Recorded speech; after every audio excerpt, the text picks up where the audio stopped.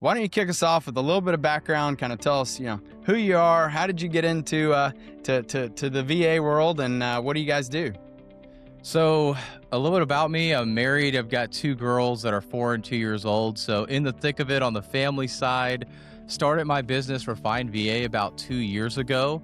And so, been slowly building that up. And we started with virtual assistant placements because about a year before that, I wanted to get better at marketing and I had my own podcast and everything and was posting on social media, but everything was just kind of like last minute, throw it on social media.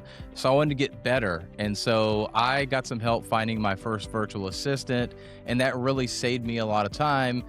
Fast forward to when I started the business, I had two friends reach out really asking for help with virtual assistants, and I was just going to help them. I didn't have plans to really start the business around virtual assistant placement, but they really were like, hey, we want to pay you. What does that look like? And they were two completely separate friends. And within 3 weeks, I ended up having a third client because one referred me, and then we had four VAs placed. So I was like, all right, I guess I'm starting this whole business thing here. And it's so about 2 years later after that is where I actually had Johnny Buck from Win Rate Consulting. I went to their quarterly event last year, and when I jumped into JobTread, I saw while there was a benefit to helping with virtual assistants, there was the lack of understanding what JobTread can do, the lack of knowing what a virtual assistant can do. And really my business was struggling because we'd get people that were excited. They heard that virtual assistants were this great thing. They could help you out and do all this, but then they didn't know how to manage a virtual assistant. They didn't know what to give them or how to delegate tasks to them. So they basically were paying for a virtual assistant to do nothing.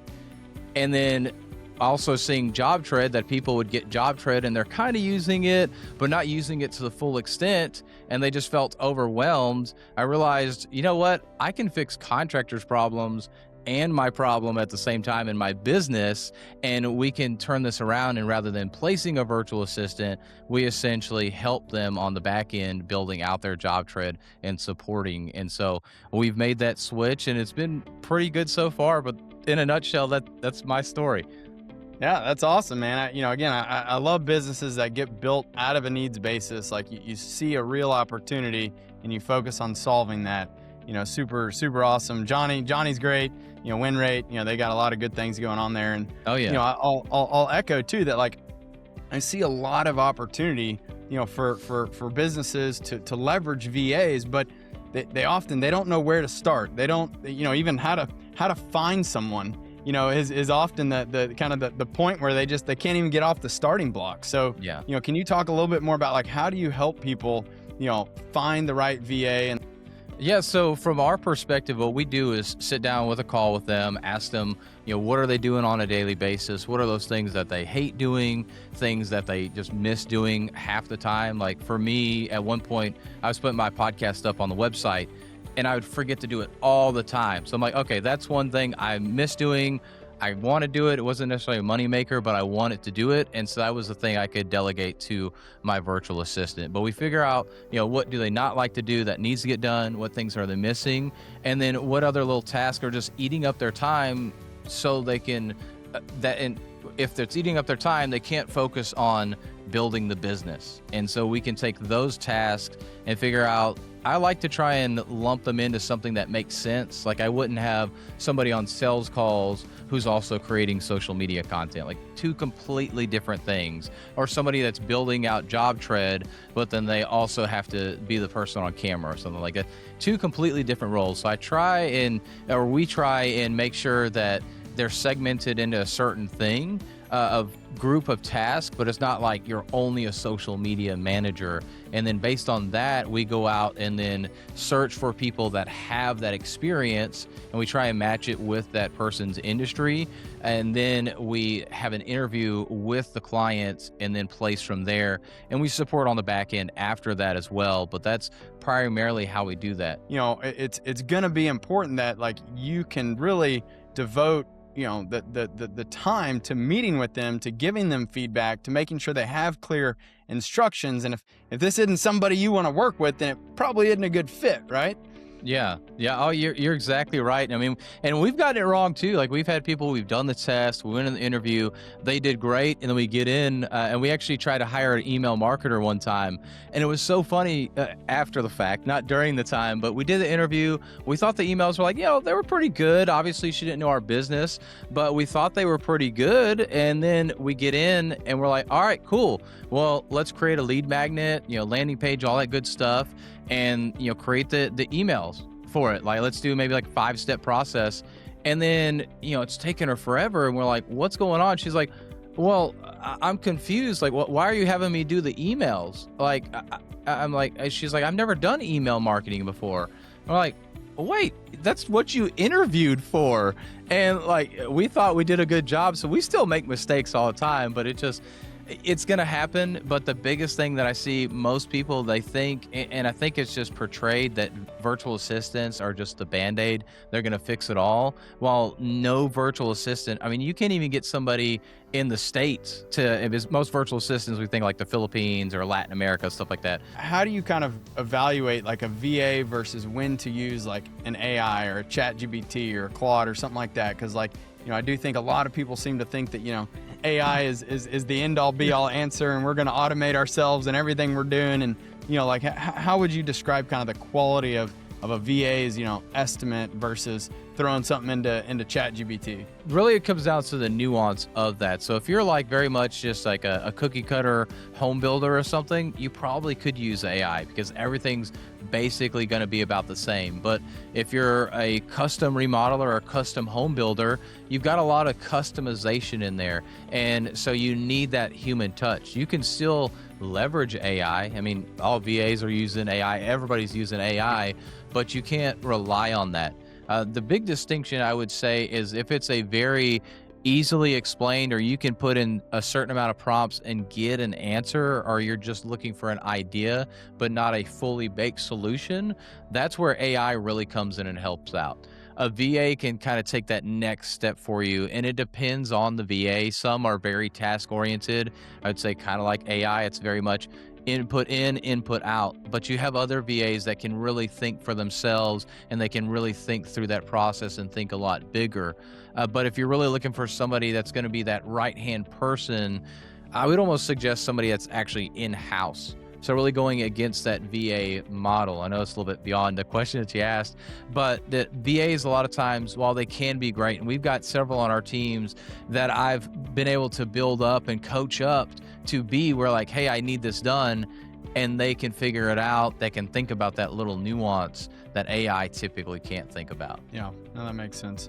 So when you look across, again, all these construction companies that you're helping out, like what do you think the best use cases of a VA are? Like where are you seeing the most success in helping these construction companies with virtual assistants? I would say in the estimation process, really pulling all that information together and really helping get at least 80 to 90% done on that estimate, and then sending it over to the business owner or whoever is the lead estimator is the best use case we've really seen. How much information do I need to give, and how do I format that for somebody to be able to go and run with it? Yeah, a summary of what's going on, like your typical measurements that you're gonna need in order to do that estimate on your own. You have to pass that information along, and that's where you want to look it over for sure, especially at the beginning, because there's things that intuitively because you've been doing that as the business owner or as the estimator. But the things that you're going to need, the measurements, what kind of material is going to be used, how big is the house, those things you have to summarize somehow. So yeah, you can do a recording of that and send it over. I actually just got Applaud AI for myself for my sales calls, so I can send that over to my team instead of trying to remember the notes later and type them out.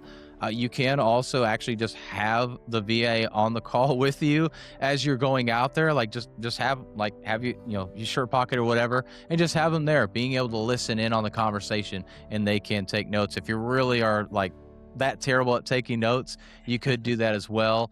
Taking pictures, things like that, so they can have that information. And whether you put that through JobTread or you decide to stay with Google Suite and just upload everything there, however you track those notes is really what they need to be able to do that. So anything that you're going to need, they're going to need that so they can start making that estimate. All right, so moving on from some estimating's number one. What was your next one? Yeah, like the data entry, really just the back office support, kind of a mix between an admin and a right-hand person to your project manager, I would say would be the next thing. Really keeping JobTread clean, your workflows, making sure they're good or tweaking them as needed, doing we like to advise like a quarterly cost catalog update. So calling on vendors to check on pricing and things of that nature, but then also communicating with vendors, with subs, with clients to give updates as needed as well, just to make sure that things are on track. And so that's really that next role that we see a lot of times going into JobTread, just really kind of supporting the whole back end process. How should people think about, like, what is this going to cost me? Like, what does it cost, to hire you, to go find, VAs? Like, just can you share any information about that? Yeah, we're between $1,200 to $2,200 a month, depending on the VA, depending on the amount of hours that you want and everything. You can go get your own VA for $3-4 an hour, but they're going to know absolutely nothing. You're going to struggle to get them. You're going to get hundreds of inquiries on your job post as well. So we handle all that recruiting for you. But I would say if you're going to go out on your own, first of all, don't go with whatever the first price is that they say, especially in the Philippines. They're getting very Americanized and realize that they can charge more. And a lot of Americans will be like, oh my gosh, $10 an hour is really cheap. And then turns out we've seen that where we've had people who are like, hey, what's your expected hourly rate? And they'll be like $10 or $12. We're like, all right, well, how about like $6 or $8? And they're like, okay, yeah, I can do that. Like they just immediately drop the price. So don't be afraid to haggle with them. Go for somebody, I would say at least that's like $5 or $6 an hour. If you're going to do that, make sure they have a couple years experience, because otherwise, if you're just going for cheap, you're going to spend way more time dealing with them, and they're not going to know anything because they're most likely brand new in the industry and to being a virtual assistant. So, you can get a VA to do the work for you. Yep. Again, it sounds like a no-brainer, right? Like, yeah. I think, like you said, though, it's about finding the right people. And that's why, having somebody like you who is very well versed in this, understands the need, understands the client, and can go find the right fit. I mean, that is well worth it, in my opinion. So, I think it's awesome, man. I appreciate you helping out all of the JobTread community and the JobTread contractors to find these resources, because it's not often easy, and even figuring out how to pay them, you take care of all that. Like, just like being able to, again, like bring in this resource who can complement, your skills and supplement the things that you don't want to do. They can come and make sure that you're not dropping balls. I mean, that is huge value add that I think more people need to leverage and, need to tap into this, but they just don't know where to start. So I'm excited to have you part of our community. Really, really appreciate you coming on and sharing this information, Philip. How should people reach out to you? I know you're in the JobTread marketplace. Like, where can, if they want to learn more about you, want to get in touch, is that the best place, or what do you recommend? You can go there. I'm on all social media platforms. Facebook's my favorite. You'll probably see me in the JobTread Pros community, but yeah, reach out either on Marketplace, on Facebook Messenger. My handle is The Real Philip Sessions, Philip with one L, or you can look us up on refinedva.com.